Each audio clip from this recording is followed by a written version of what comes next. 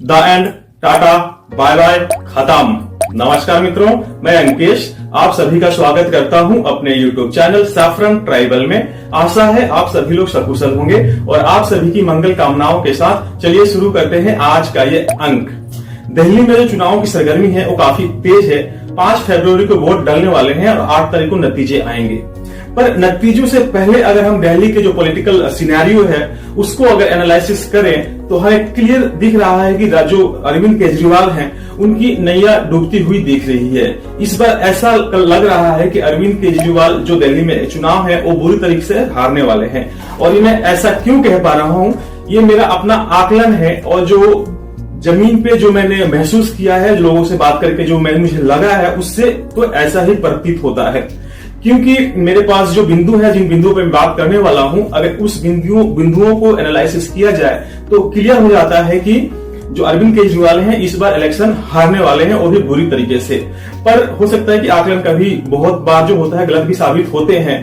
पर ये मैंने जो भी कहा है इसमें वो मेरा अपना आकलन है और हो सकता है कि जब मैं इसको डिस्क्राइब करूंगा तो आप लोग भी इन सब चीजों से रिलेट कर पाए।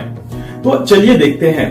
मैं ये बात इसीलिए कह पा रहा हूं कि जब पिछले 3 चुनाव में जो अरविंद केजरीवाल जब चुनाव लड़े थे दिल्ली के विधानसभा के तीनों चुनावों में, वो काफी कॉन्फिडेंट लगते थे। बट इस बार उनका कॉन्फिडेंस लेवल है कहीं भी नहीं दिख रहा है। वो जिस तरह से पहले अटैकिंग मोड में होते थे, जिस तरह से वो अपने अटैक करते थे, अब वो बिल्कुल डिफेंसिव हो गए हैं। अब वो जो विरोधी जो भी बॉल फेंक रहे हैं वो बहुत ही सतर्कता से देख देख के अपनी चालें चल रहे हैं। ये इसलिए कह पा रहा हूं कि जो अरविंद केजरीवाल है उनकी अगर बातों को देखें, जैसे कि उन्होंने कल एक सभा में कहा था, उन्होंने भरी सभा में पब्लिक से माफी मांगी और उन्होंने कहा था कि मैं अपने वादे पे खरा नहीं उतर पाया। मैंने कहा था कि यमुना को साफ कर दूंगा, जो दिल्ली के रोड होंगे वो यूरोपियन स्टैंडर्ड्स के होंगे और हर घर में नल से पानी आप पहुंचा दूंगा। पर मैं इन तीनों चीजों में विफल रहा क्योंकि जो मेरा 5 साल का कार्यकाल था, 2.5 साल तो मुझे जेल में गुजारने पड़े और 2.5 साल ही काम कर पाया। मतलब इन चीजों को भी लेके जो वो है विपक्ष पे हमलावर हो रहे हैं। पर जो दिल्ली की जनता है इनकी इन सारी बातों से बिल्कुल उब चुकी है और दिल्ली की जनता ने इसको बहुत ही ज्यादा गंभीरता से नहीं लिया। दूसरी बात अगर हम करें तो जो अरविंद केजरीवाल का जो मुस्लिम वोट था, एक मुस्त वोट जो इनको पड़ते थे, वो उनमें भी उदासीनता देखी जा सकती है। जिस तरह से वो बढ़ चढ़ के अरविंद केजरीवाल का सपोर्ट करते थे, अब वो उस तरह से सपोर्ट करते हुए नहीं दिख रहे हैं और हो सकता है कि मुस्लिम वोट जो है वो आम आदमी पार्टी और कांग्रेस में बंट जाए। उसके बाद से एक और मैं आप लोगों को, अगर जिन्होंने पिछली जो इलेक्शंस थे उसको गौर से देखा है तो उन्होंने देखा होगा किस तरह से आम आदमी पार्टी के जो कार्यकर्ता थे जमीन पे उतरे हुए थे। जो यंग बच्चे और बच्चियां थी वो रास्ते पे उतरे थे। हर चौक चौराहों पे, आप मेट्रो स्टेशन पे, बस स्टैंड्स पे उनके जो कार्यकर्ता थे आम आदमी पार्टी का पोस्टर लेके, अरविंद केजरीवाल की फोटो लेके दिख जाते थे। वो भी जो चुनाव है उससे कुछ दिन पहले से ही। बट अब चुनाव को लगभग सिर्फ हफ्ता दिन रह गया है, फिर भी इस तरह के नजारे जो हैं दिल्ली में कहीं पे भी दिखने को नहीं मिल रहे हैं। जो आम आदमी के पोस्टर्स भी होते थे, अरविंद के जो पोस्टर्स भी पूरी दिल्ली में इस तरह से चिपकी हुई होती थी, वो भी कहीं नहीं दिख रही है। और सोशल मीडिया में जो इनका प्रेजेंस था वो भी कहीं भी नहीं दिख रहा है। तो ये भी एक इंडिकेशन है अरविंद केजरीवाल को, मतलब कि दिल्ली में कमजोर पड़ते हुए दिखाने के लिए।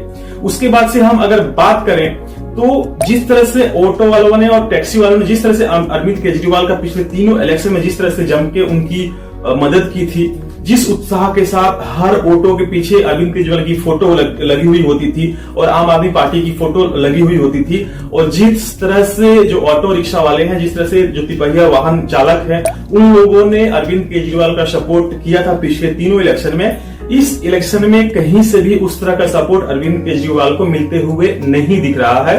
तो एक कारण ये भी हो सकता है मेरे आकलन का।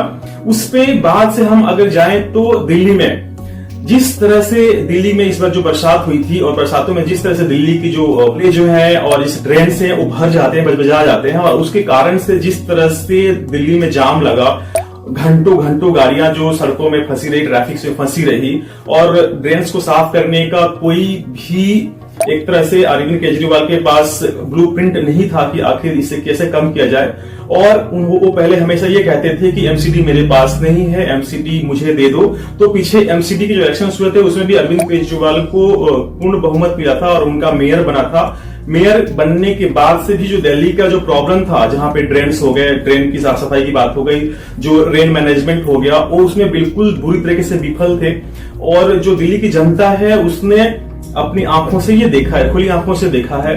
उसके बाद से अगर हम बात करें, जो यहाँ पे कूड़ा है, कूड़ा घर, और जिस तरह से कूड़े का अंबार हर जगह देखने को मिलता है, जो अरविंद केजरीवाल कहते थे कि एमसीडी मुझे दे दो, दिल्ली को मैं बिल्कुल चमका दूंगा, तो वही जो दिल्ली जितनी अच्छी जिस तरह से साफ सुथरी थी उससे भी गंदी हो गई इनके पास। जब से एमसीडी आई थी तो दिल्ली का जो वेस्ट मैनेजमेंट था और भी बुरा हो गया और आपको हर जगह कूड़े का अंबार देखने को मिलने लगा। ये भी एक इंडिकेशन हो सकता है कि अरविंद केजरीवाल का डाउनफॉल और जो अरविंद केजरीवाल के प्रति जो लोगों में सहानुभूति थी वो भी काफी कम दिख रही है।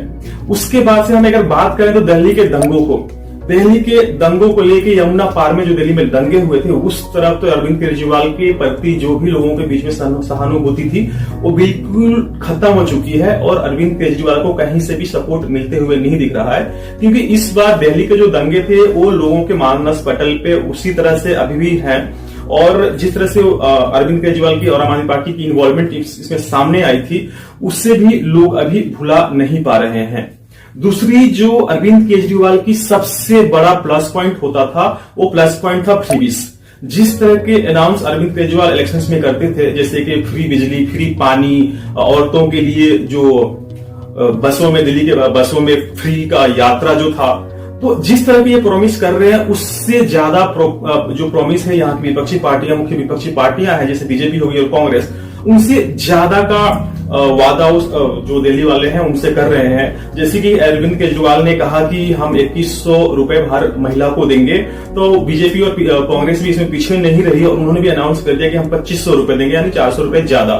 उसके बाद से अरविंद केजरीवाल इस तरह के कितने लोक लुभावन ड्रीम्स लेके आ रहे हैं, उससे ज्यादा बीजेपी और कांग्रेस वाले पब्लिक को प्रॉमिस कर रहे हैं, वादा कर रहे हैं। और बीजेपी के साथ एक प्लस पॉइंट ये भी है कि जो भी बीजेपी जो है जनता में जा रही है और जनता को जो प्रॉमिस कर रही है उसमें मोदी की गारंटी की टैग दे रही है। और मोदी जी के नाम जुड़ जाने के बाद से अरविंद केजरीवाल का जो फ्रीबीज का जो स्कीम है वो काफी फीका पड़ जा रहा है। और ये भी एक कारण हो सकता है जो वोटर्स हैं दिल्ली के, अरविंद केजरीवाल के प्रति जो अपनी उदासीनता दिखा सकते हैं। उसके बाद से अगर हम बात करें तो क्या अरविंद केजरीवाल अगर दिल्ली के इलेक्शंस हार जाते हैं तो इसके जो दूरगामी परिणाम होंगे वो भी काफी ज्यादा होने वाले हैं।